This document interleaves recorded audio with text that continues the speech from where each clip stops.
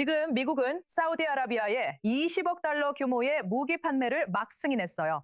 그리고 그 시기가 모든 것을 말해주죠. 국무부는 중동이 다시 한번 혼란에 휩싸인 가운데 거의 20억 달러에 달하는 이 거래를 승인했어요. 미국이 이란을 공격하고 호르무즈 해협이 봉쇄되고 이란 미사일이 사우디아라비아의 이웃 국가들을 포함한 걸프 국가들을 타격하고 후티 미사일이 이제 리야드마저 겨냥하며 수년간 이어진 평온을 깨고 있다는 이야기예요. 워싱턴은 사우디아라비아를 걸프 지역에서 정치적 안정과 경제적 발전을 이끄는 세력으로 묘사하고 있고 그 설명을 20억 달러 상당의 무기로 뒷받침하고 있어요. 이제 스튜디오의 게스트분들께 넘어가겠습니다. 저희와 함께 해주신 분들은 안보 분석가이자 로스 핸들러 리포트의 진행자인 야코브 라핀 씨와 국제문제 분석가이자 AP통신의 전 유럽 및 중동 탄직장이었던 댄 페리 씨입니다.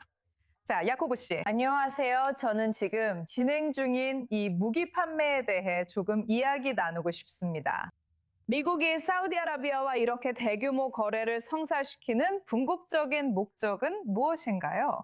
미국과 사우디아라비아의 무기 거래는 수년 전부터 계속됐습니다. 사실 유일한 중단은 바이든 행정부가 사우디아라비아가 후티 반군과 벌였던 이전 전쟁 때문에 무기 금수 조치를 내렸을 때였습니다. 그런데 참고로 그 전쟁이 곧 다시 시작될 수도 있습니다. 그래서 사실 이런 일은 그다지 특별한 일이 아닙니다. 이제 우리가 이란과 두 번의 전쟁을 겪었고 이란이 사우디를 공격한 상황에서 더 큰 질문은 사우디가 이렇게 많은 군사장비를 모으고 있으면서도 실제로 거의 사용할 의도가 없어 보인다는 점입니다. 왜 이런 행동을 하는 걸까요?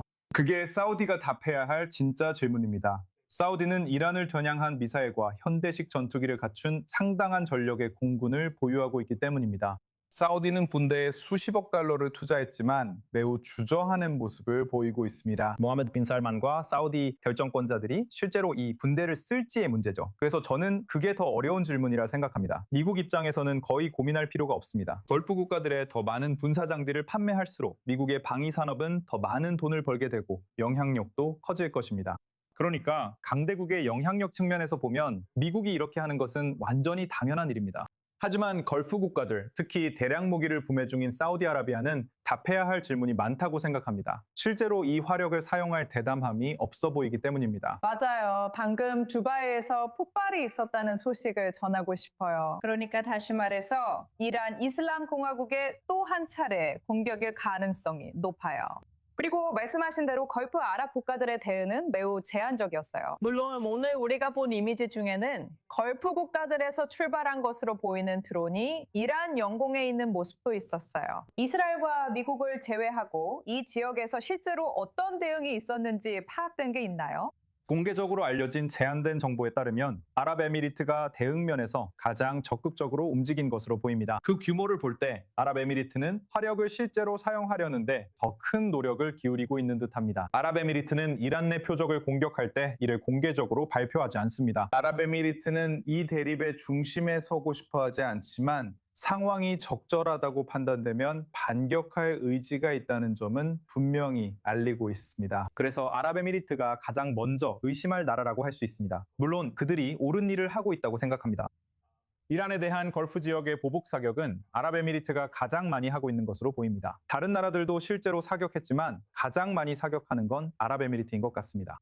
이제 댄 씨께 질문을 드리고 사우디아라비아의 미래 계획에 대해 이야기해보고 싶습니다. 왜냐하면 방금 야콥 씨가 말한 것처럼 이게 꼭 이례적인 무기 판매는 아니니까요. 하지만 사우디아라비아는 어떻게 보면 자신의 힘을 과시해오지는 않았어요. 이란 이슬람 공화국의 표적이 된 적도 있지만 빈도는 훨씬 적었습니다.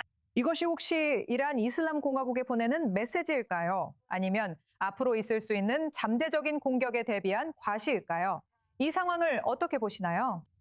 제 생각에 이것은 미국의 현재 목표와 같습니다. 트럼프 대통령은 무기 판매를 선호해 우방국의 무기 수출을 추진하고 사우디아라비아를 강화해 미국 편에 두려 합니다. 사우디가 다소 불안정하기 때문입니다. 그리고 최근 몇 달 동안에도 사우디는 이란과의 관계 개선이 삐걱거리는 듯한 모습을 보이기도 했고 스스로를 방어할 수 있도록 해야 한다는 점을 시사해 왔습니다.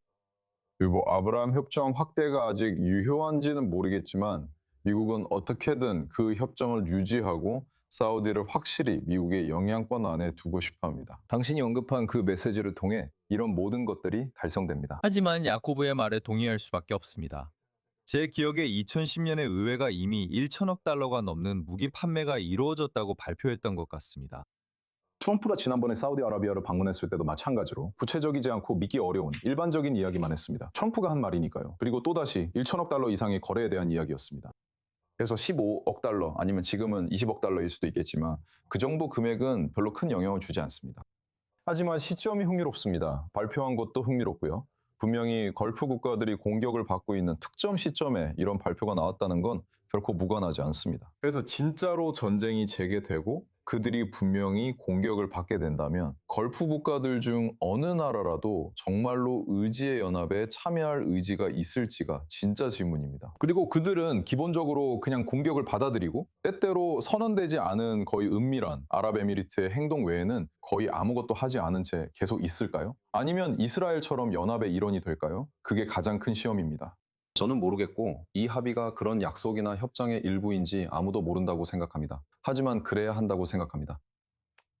여러분, 지금 시청자 여러분께 다시 한번 말씀드리고 싶은 것은 저희가 알고 있는 바로는 두바이 도심에서 방금 폭발음이 들렸다는 점입니다. 두바이는 아랍에미리트에 있습니다. 목격자들이 이렇게 전하고 있습니다. 그리고 물론 이 소식은 이란의 지속적인 지역 공격이 이어지는 가운데 전해진 것입니다.